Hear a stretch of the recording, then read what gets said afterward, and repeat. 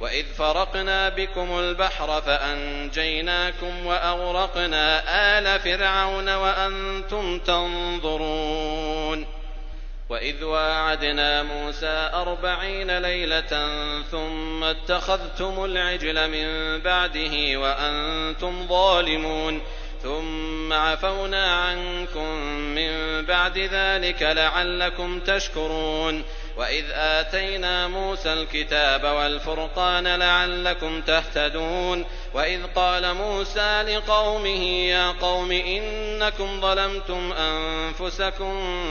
باتخاذكم العجل فتوبوا إلى بارئكم فاقتلوا أنفسكم ذلكم خير لكم عند بارئكم فتاب عليكم إنه هو التواب الرحيم وإذ قلتم يا موسى لن نؤمن لك حتى نرى الله جهرة فأخذتكم الصاعقة وأنتم تنظرون ثم بعثناكم من بعد موتكم لعلكم تشكرون وظللنا عليكم الغمام وأنزلنا عليكم المن والسلوى كلوا من طيبات ما رزقناكم وما ظلمونا ولكن كانوا أنفسهم يظلمون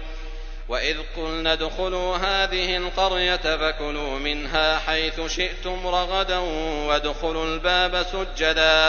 وادخلوا الباب سجدا وقولوا حطة نغفر لكم خطاياكم وسنزيد المحسنين فبدل الذين ظلموا قولا غير الذي قيل لهم فأنزلنا على الذين ظلموا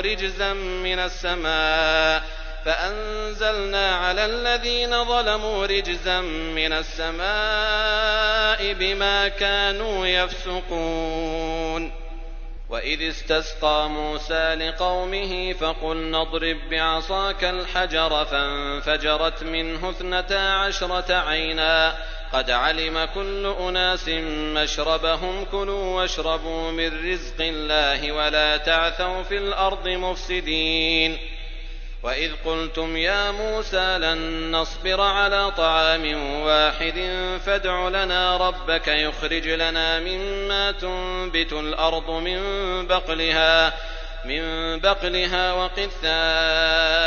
وفومها وعدسها وبصلها قال أتستبدلون الذي هو أدنى بالذي هو خير اهبطوا مصرا فإن لكم ما سألتم وضربت عليهم الذلة والمسكنة وباءوا بغضب من الله ذلك بأنهم كانوا يكفرون بآيات الله ويقتلون النبيين بغير الحق